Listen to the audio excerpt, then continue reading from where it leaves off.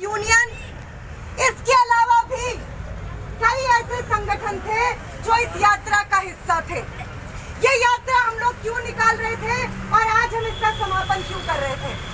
ये यात्रा आपके हमारे जिंदगी के जो असल मसले हैं, जिनको आज केंद्र में बैठी हुई मोदी सरकार छुपाने की कोशिश कर रही है, उसे दबाने की कोशिश कर रही है, और वो इतनी घबराई और डरी हुई और बौखलाई हुई सरकार है कि आज भगत सिंह जन अधिकार यात्रा के इस शानदार समापन के अवसर पर उसने दिल्ली पुलिस, उत्तर प्रदेश पुलिस को इस काम में लगा दिया कि आज देश की मेहनत का आबादी, मजदूरों की आबादी, आम गरीबों की, नौजवानों की, छात्रों की आबादी को दिल्ली के दिल में यानी कि जंतर मंतर में इकट्ठे मत होने दो।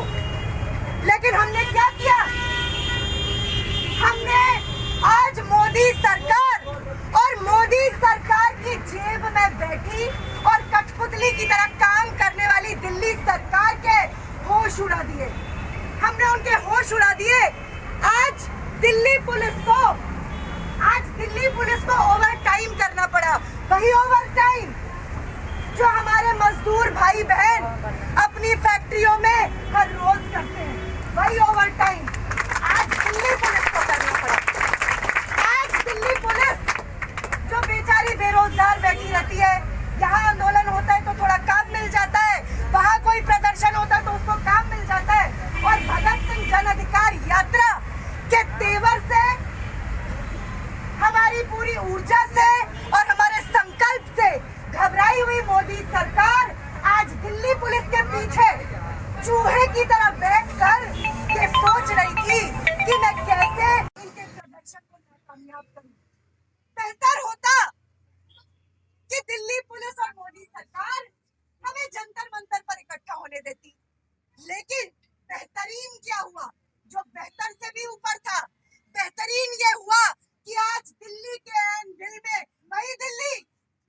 वही दिल्ली का दिल जहाँ पर अमीरजादे अपनी बड़ी बड़ी गाड़ियों में जाते हैं और हमें आपको, इस देश के मजदूरों को, इस देश के कामगारों को, इस देश के निर्माण में लगी उस आबादी को तुच्छ नजर से देखते हैं। उनके लिए हम कूड़ा कचरा है।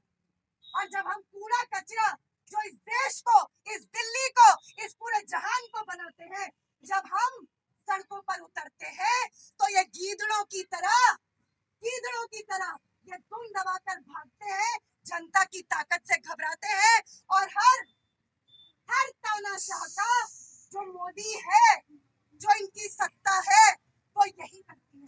लेकिन आज भगत सिंह जन अधिकार यात्रा के समापन कार्यक्रम में इस देश की आवाम के सामने बहादुरी की एक मिसाल कायम की।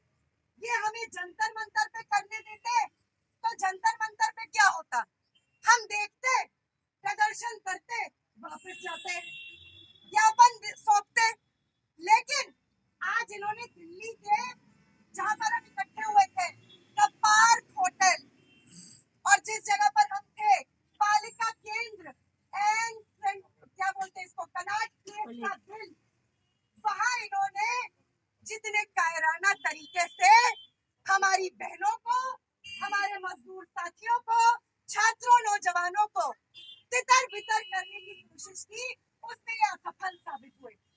इन्होंने हमें नजफगढ़ से लेकर मंदिर मार्ग तो द्वारका के थानों में भेजने की जुगत बिठाई, लेकिन क्या हुआ?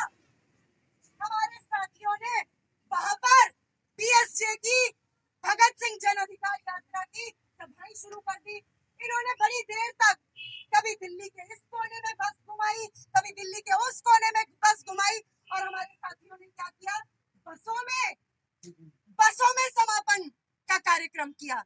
तो हम कहाँ तो जंतर मंतर एक जगह कार्यक्रम करते, और कहाँ हमने पूरी दिल्ली को हिलाकर आज दिल्ली पुलिस से ओवर टाइम करवाया। तो सबसे पहले तो आप लोगों को बहुत बधाई। लेकिन मेहनतकश साथियों, दोस्तों, समझने की बात ये है कि ये मोदी सरकार बौखलाई क्यों है, डरी हुई क्यों है? आलिए हारा हारा हुआ शासक ही डरता है एम्बुलेंस से, हारा हुआ शासक ही डरता है। आज ये टाटा बिरला अंबानी अडानी बड़े बड़े धन्ना सेठों की पूंजी पर सवार होकर उनके समर्थन के साथ ईवीएम में घपले घोटाले करके सत्ता में वापसी के सपने देख रहे हैं। लेकिन आज भगत सिंह जन अधिकार यात्रा में शामिल होने वाला एक एक यात्री, एक एक मजदूर भाई बहन, एक एक आंगनवाड़ी कर्मी ये संकल्प लेंगे कि आने वाले 2024 के चुनावों में, क्योंकि मोदी सरकार और भाजपा हम मेहनत कशों की दुश्मन नंबर 1 है, तो आने वाले चुनावों में इनकी क्या होगी? वोटबंदी। ये करते हैं नोटबंदी, हम करेंगे इनकी वोटबंदी। और जब इनकी एक वोटबंदी होगी तब ये और डर के मारे इधर उधर कभी इस कोने में कभी उस कोने में भागेंगे। आज मोदी सरकार और भाजपा आपके बीच में इसलिए वोट मांगने नहीं आएगी कि बहन आप बादाम मजदूर हो, मैंने आपके बादाम के बोरे का रेट बढ़ा दिया, इसलिए वोट मांगने आएगी, इसलिए नहीं आएगी। वो आंगनवाड़ी कर्मियों के बीच इसलिए वोट मांगने नहीं जाएगी कि देखो मैंने तुम्हें पक्का कर